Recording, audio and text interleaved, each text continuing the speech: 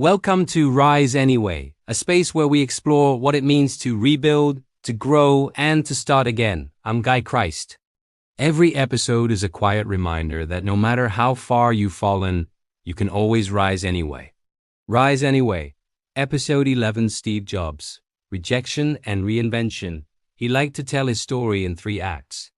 The first began before he could even remember.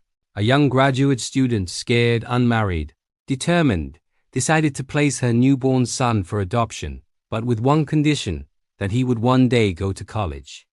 A lawyer and his wife were supposed to take the baby until they changed their minds when a girl didn't arrive. And so, one night, a phone rang in a modest home in California. Paul and Clara Jobs, a machinist and a bookkeeper, answered. They said yes. That yes changed the world. Years later, standing at a Stanford podium, Steve Jobs would call it the first dot in a life spent connecting them. Adopted, loved, restless.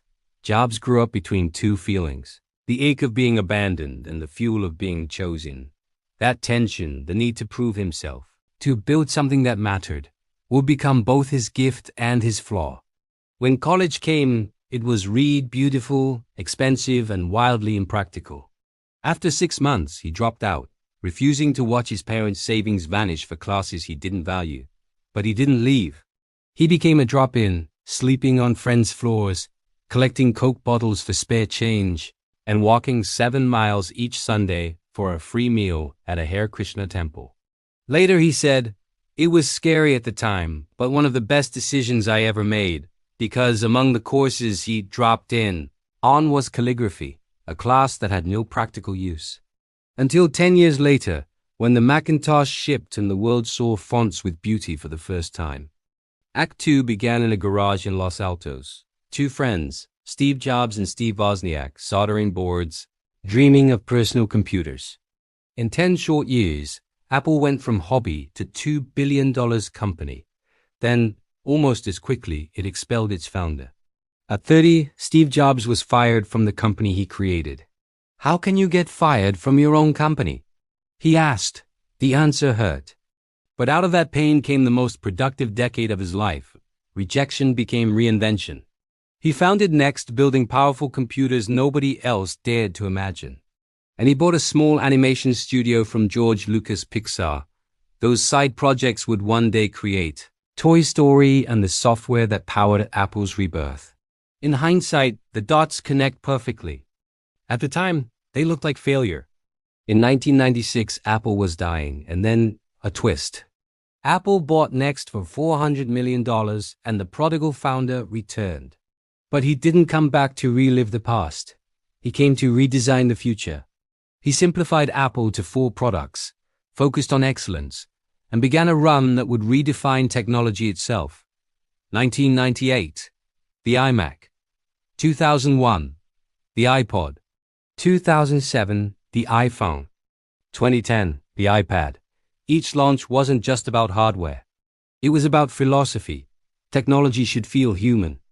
He was exacting, sometimes cruel, often right.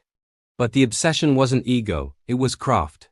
He believed taste could save time, and that simplicity was sacred. In a 1995 interview, he said, "About half of what separates successful entrepreneurs from the non-successful ones is pure perseverance." He knew because he'd lived it.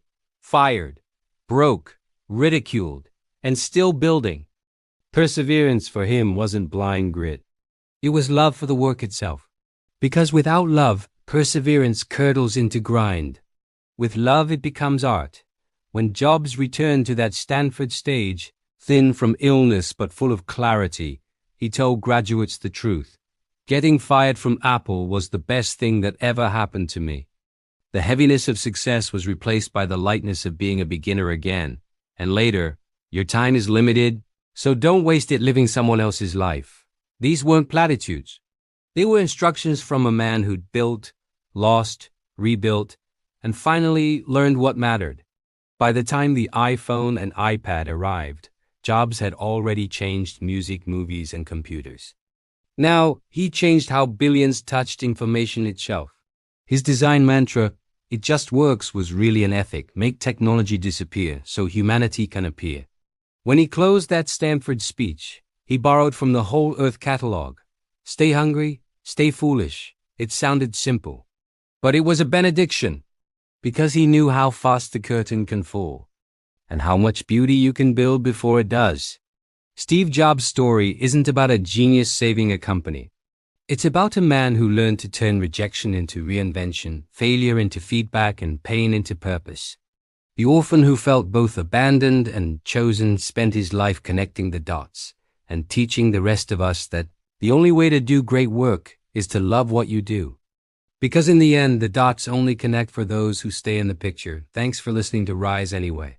If today's story moved you, share it with someone who might need a reason to keep going. You can follow the show for new reflections every week, and remember, you can't change the past, but you can always change the path you're on.